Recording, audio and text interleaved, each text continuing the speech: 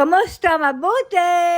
For today's video. For today's video, ito yung aming kaganapan pagdating namin sa bahay at lumabas nga kami ng araw na yan para mag-grocery at maglakad-lakad na rin at makapagpaaraw. Bago kami lumabas, pinag-aalmusal ko muna si Nili at pagdating naman namin dito sa bahay ay merienda time naman ng prutas. May nakaredy na nga ako na inislice na saging at yogurt, ang kaso ay pahirapan na naman sa pagpapakain. Ayaw niya nga kumain kaya sinubuan ko na lamang at marami nga ding nakakapansin na pumayat na daw si Nilush. Paano nga hindi papayat bukod sa bumalik ang kanyang sakit ay sunod-sunod din na stress ang kanyang pinagdaanan. November last year, simula nang bumalik ang kanyang sakit, wala siyang maayos na tulog at hindi rin siya makakain ng ayos. Magpipitong buwan na nga pero hindi pa din siya magaling at February nga napagaling na nga sana siya ay bigla namang nagkagera. Kaya na-stress na naman atong April nga pinakamalaking pagsubok sa kanya dahil namatay si Lola. At hanggang ngayon nga hindi pa rin nakaka-recover si Nili sa pagkawala ni Lola. Dumating din pala si Rapi ng araw na yan na may dala na Clementina dahil nung nakausap ko ay sabi ko mas gusto na ni Nili ang Clementina kaysa sa orange. Simula nga nung nawala si Lola, araw-araw ko silang tinatawagan sa telepono para i-update sa kalagayan ni Nili. Si Rapi, yung kapatid ni Nili na lalaki at yung kapatid ni Lola na si Imadora ang lagi kong tinatawagan. Pero minsan naman ay dumadalaw dito sa bahay si Rapi at yung kapatid ni Nili na lalaki pero si Imadora ay hindi pa nga nakakapunta dito sa bahay dahil kapag bumabalik ang sakit ni Nili ay nagagalit si Nili kay Imadora. Marinig pa nga lamang ni Nili ang pangalan ni Imadora ay galit na siya at kapag tinatawagan ko nga si Imadora sa telepono para i-update sa kalagayan ni Nili ay pabulong lamang ang aking pakikipag-usap. Tinanong na nga din ako ni Rapi kung ano ang mga kailangan namin ng mga gulay at prutas dahil araw ng pamimili niya kinabukasan.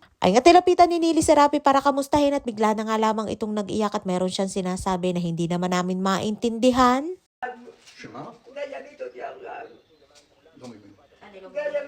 Ay nga't sabi sa akin ni Rapi hindi niya daw maintindihan ang sinasabi ni Nili kaya sabi ko ay hindi ko rin naman maintindihan. Ay nga tinaplos nga lamang ni Rapi si Nili sa balikat para i-comfort ay kung makareact nga si Nili ay akala mo'y sinaktan. Masyado nga sensitive si Nili kapag bumabalik ang kanyang sakit at minsan nga ay madampian nga lamang siya ng kamay ng ibang tao ay nag-iiyak na at nagre-react ng masakit daw. Dala nga lamang yun ang kanyang sakit at minsan nga ay nag-hallucinate siya na may tumutusok o sumasaksak daw sa kanya kahit wala naman. Dumating din pala ng araw na yan ang social worker ng aking agency at siya din yung naging social worker ni Lola. At dahil wala na nga si Lola ay si Nili na ang kailangan niyang puntahan dito sa bahay para dalawin at kamustahin. Under na din si Nili ng agency katulad ng kay Lola at ililipat na nga siya sa akin at siya na ang magiging working visa ko.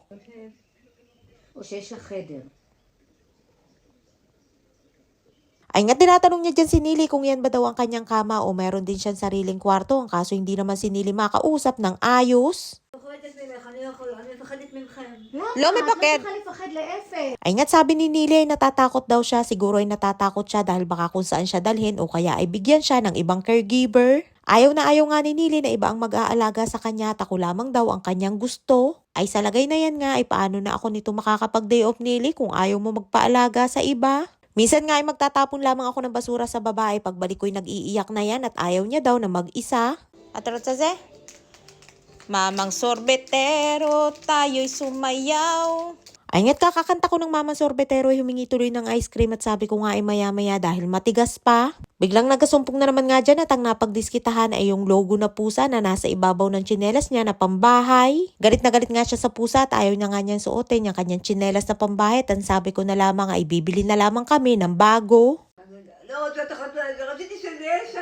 Ay nga akala ko kung ano ka nagagalitan ay yung pala yung pusa na sticker at pati nga yung tiger ay nadamay at akala nga siguro ay pusa din. Galit na galit nga si Nili at pinatatapon niya sa akin at sa basurahan ko nga sana sa kusina itatapon ang kaso'y ayaw niya at itapon ko daw sa may bintana. Araw-araw na nga lamang ay may sumpong si Nili at kahit nga mga walang kakwenta-kwentang bagay ay iniiyakan niya. Kaya yan at goodbye na sa mga sticker na pusa na nadamay sa sumpong ni Nilush. Nili, beba ka siya. Ay nga't hindi pa din tapos sa kanyang pag-atungalit, umaga pa nga lamang ay singgan-singga na sa laki ng kanyang sumpong. At sa halip nga na sa pagaling ng kanyang sakit dahil summer na dito sa Israel ay parang lalong sa palala pa. Hindi pa nga din siya makamove on sa pagkawala ni Lola kaya yung sakit na kanyang nararamdaman ay sa gananyang paraan na iilabas. Ayashod! Ano yung lekit lisrok? Lamat lorot saze? At ayun at meron pang isang pusa na naligaw at nang makita nga ni Nilo siya ay nag-atungal na naman at ayaw niya daw dyan sa pusa. Sabi ko nga itatapon ko na lamang ulit, abay ayaw naman at siguro naawa din naman kaya ipinalagay na lamang dyan. Ang mag-alaga nga kay Nilo siya ay talaga namang makakabuang. Ay siya hanggang dito lang ating kwento for today's video at maraming po salamat sa inyong support at laging panonood. Mag-ingat po tayong lahat palagi. And please follow and share ako Infinity Private Resort and Events please, and please subscribe to my YouTube channel.